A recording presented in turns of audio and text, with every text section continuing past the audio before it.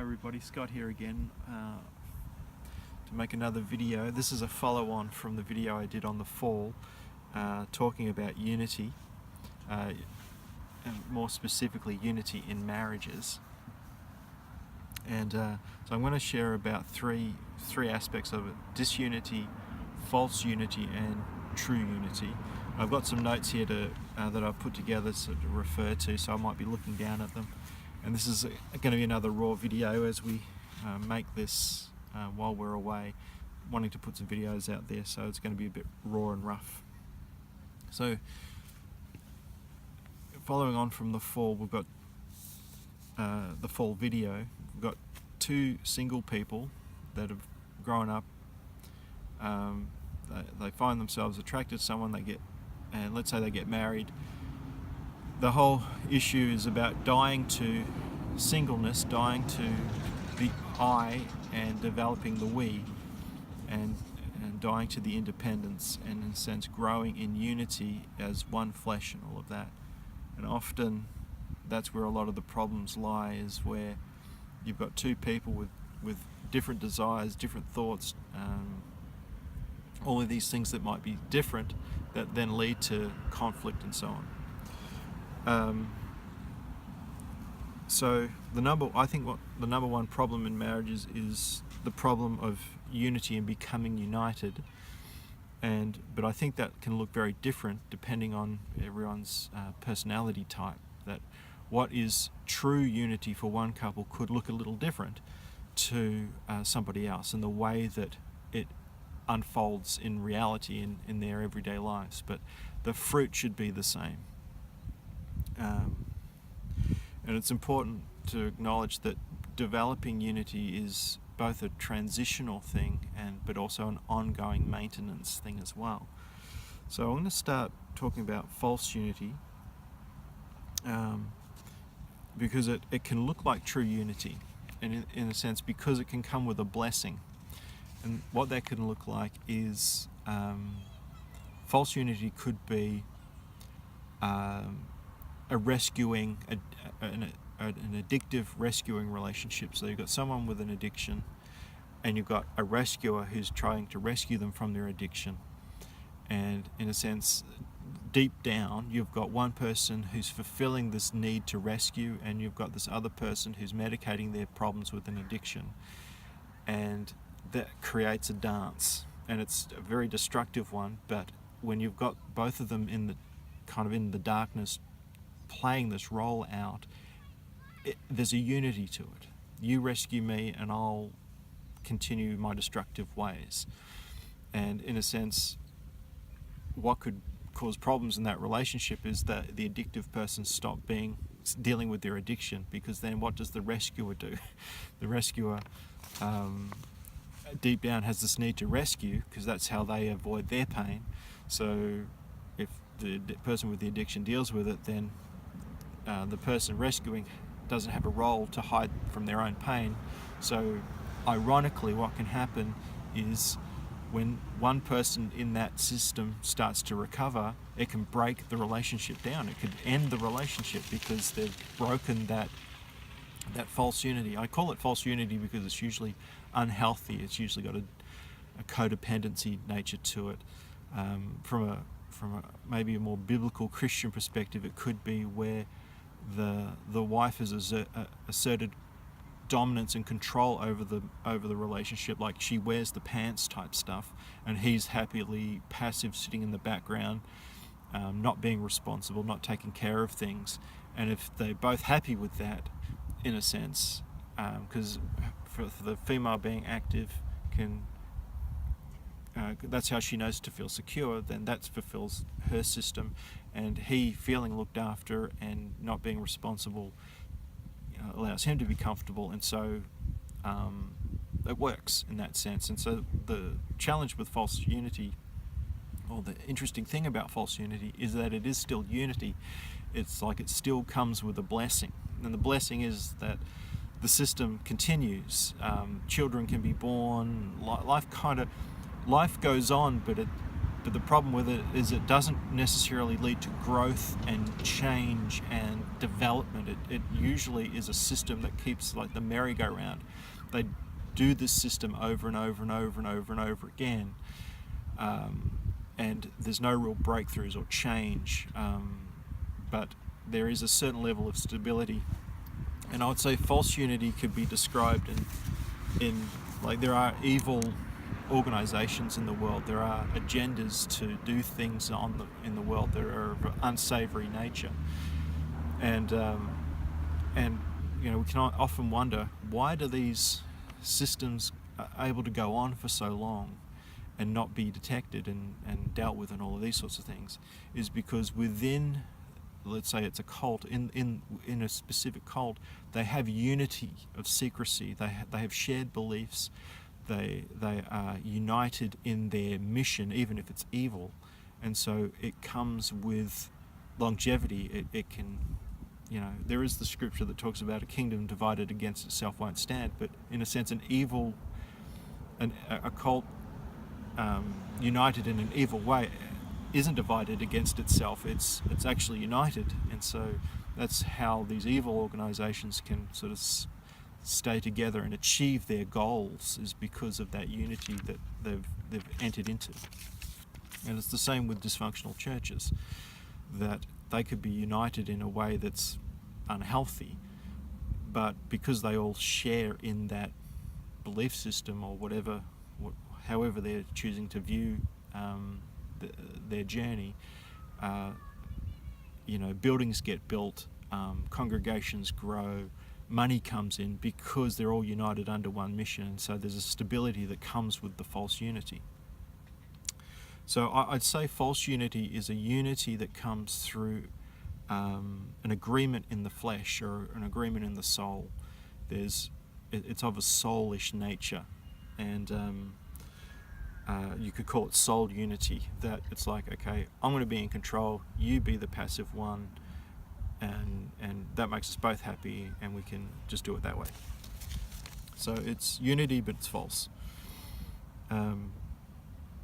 And challenging false unity can lead to disunity, separation, or true unity. So like I was saying before, false unity, when challenged, could lead to separation and divorce, because the false unity breaks down.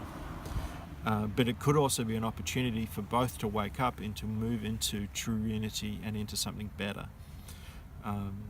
It's just about whether it happens at the same time, if both are ready for the change. So true unity is, I would call it a unity that's an agreement in the spirit. It's like a higher agreement, if you like. It's something outside of the soul or the flesh that's been agreed upon. There's an awareness of walking in unity in a healthy way, essentially. False unity, I'd say, is like dysfunctional unity, whereas true unity is like healthy unity. It's where both are self-aware and working on themselves. They're aware when they're being manipulative, or when they're being controlling, or when they're not being honest, or when they're covering over a wound, or whatever it might be that essentially is flesh stuff, and are open and have a humility, or whatever you want to call that, to open the heart up and have it dealt with. And in a sense, where there's light, there's truth, and then there's freedom. I'll go into that more as we go along. And so true unity, as I said before, or might have been in another video, it can be a progressive thing, in the sense that as husband and wife, we can be in true unity right now with the level of growth that we've had. We can be equally submitted to one another and growing in that, even though there might be parts of us that are yet to be revealed, that need to change, that need to grow. And that's the way of keeping the journey going, is when some aspect of the flesh rises up, is recognizing, this is the old nature, this is the flesh, this is my soul reaction to something. I'm not responding healthily here, let me do something about it. And as my wife could probably attest to this, I'm imperfect in that. We're all imperfect in it. We all have our we're all trying to attain a better state of being and working on our own issues as we go along. And I'll go into that more in a second. So yeah, it requires a sensitivity, you could even say a spiritual sensitivity, to be recognizing when we're in the flesh or when we're in the spirit or when we're acting out of the flesh, and what is a spirit response to the situation. Disunity, so let me just say this, disunity from true unity is slipping out of spiritual unity back into the flesh. So we can be in true unity, and then something happens that triggers an old wound, a wound of childhood. It could happen so naturally and so unintentionally, but we can have something that happens that triggers a flesh reaction, and all of a sudden the couple is in disunity to something.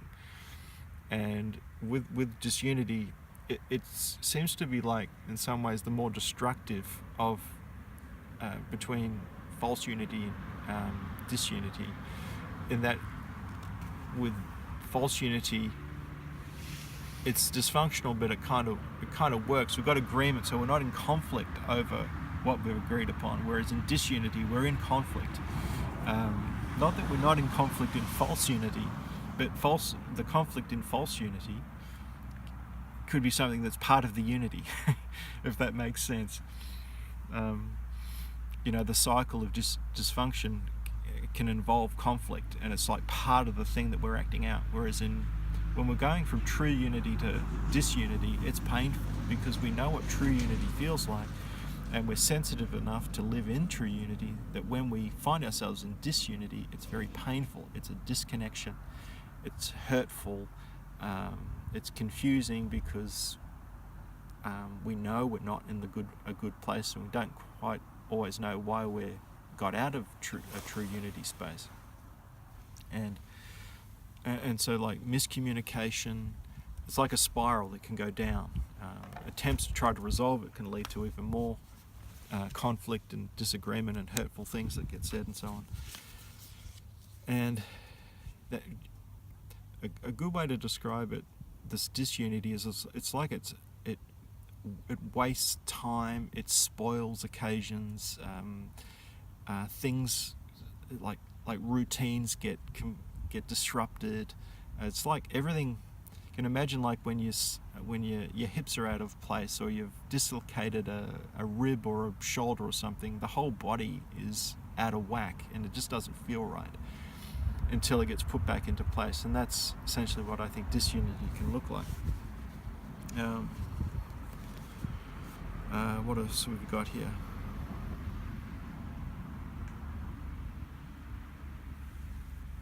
The good thing, I guess, about disunity is it can promote deeper true unity, in the sense that for people that are on the journey of trying to develop healthy true unity, when things do, it's like that, it's that whole thing of God being in the picture, is when we're aware that there is a power greater than us that is involved in the picture. It changes everything. I should have probably mentioned God earlier in this video, but from my perspective, it's implied in everything. But the sense is that when we have an awareness of God in our lives and in our relationships, there's that ability to step back from what's going on and have a better awareness of what's taking place. So if we're in true unity and things are going well, and then suddenly something's not going right, we're in conflict and disunity, it could be that God's allowing it. You could look at it this way, that God's allowing it to take place in order for us to see something that needs to be surrendered or whatever, confessed, brought to the surface, acknowledged, so that we can be free of it, and then it promotes greater unity in the relationship. So creating unity essentially it's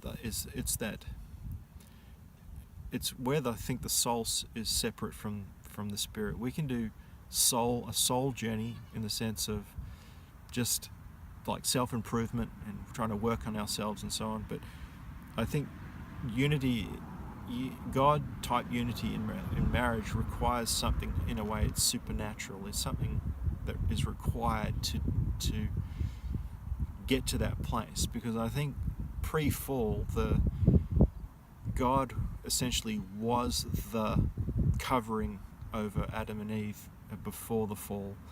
I don't know exactly how or what it looks like, but it was essentially God was in that unity. And when we're in true unity in marriage under God is kind of the force that is there. It's when we step outside of that through a flesh reaction that it's not that God, you could say God removes himself from the moment, but I don't think that's true. I think it's just our flesh takes control and kicks God out.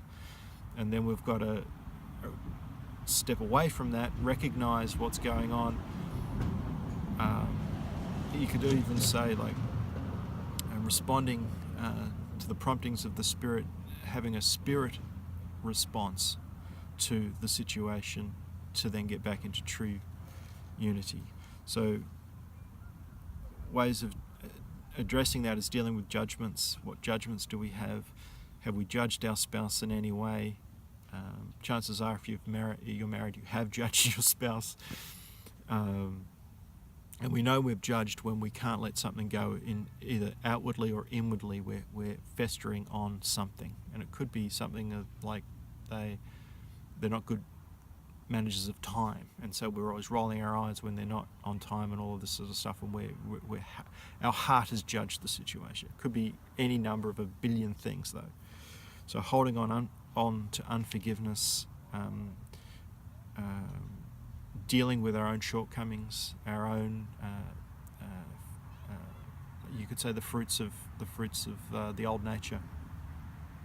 Dealing with self-centeredness, when we're trying to fight for the I instead of the we, when we're trying to just control or get what we want in the relationship, rather than all of these things create or promote disunity. Sometimes I think it's helpful to see disunity as in one sense, as an outside force that tries to divide the couple. I think that it's good to look at it from that perspective, but also it can be helpful in the sense that it can prompt us to not see our spouse as the enemy, and that the enemy, if you like, is exploiting a vulnerability in the marriage or in an individual in the marriage. For instance, if there's let's say there's a part of the heart in the male that's carrying a selfishness of some kind, or being self-centered in a particular way, and something happens that pushes on that self-centeredness, it's not getting its way, then there's a flesh reaction to that, which then the enemy can exploit. It's like an open door for the enemy to feed the lies into and create havoc and conflict. So it's helpful to see that, yeah, there is an enemy that's trying to divide us, but what is the flesh in me that's opened the door to that? And that can be a way back to true unity. So, but all of that requires like creating a space in order to do it, not getting out of the reaction, out of the conflict, stepping away, in order to develop self-awareness and self-knowledge. What's really going on for me right now? What am I really trying to get out of this? What am I, because the heart, the scriptures say the heart of man is deceitfully wicked, these sorts of things. It's recognizing, it's like when we're speaking the truth about our flesh, about what's going on inside, we can be, it's the truth that sets us free. So when we acknowledge a wrong in us, we're actually can be free from it to do the right thing. So spiritual principles, if you like, of surrendering, humility, these sorts of things to create space for us to bring about change. So it really does come down to dying to self promotes deeper growth in the self and in the spirit and in the couple. it's that whole sort of the irony of, some people say, you've probably heard it a lot in church, more of God and less of me. And I think we understand that on one level, is that we want more of God in our lives and things like that, but there's something false about it, and it's like false humility in the sense. Something just doesn't smell right about it, in the sense that we could say more of God, more of me, in the sense that the more I discover about who I am, the more I'm available to have relationship with God, and the more I'm able to see and recognize God in my life, which then promotes a deeper awareness of who I am in Him, because I don't, like, God has created us to be unique in who He's created us to be. So we don't want to diminish that and have more of God. We want to have more of who we've actually been created to be, and more of God. So it's building more and more and more. There's heaps and heaps and heaps can be shared on all of this, and go on and on about it. But basically it's about dying to self, dying to the old nature, to promote a new nature response, to be able to live in true unity.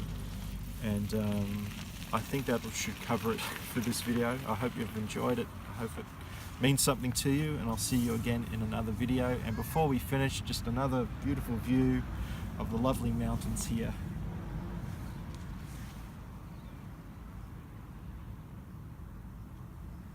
And I'll see you in another video.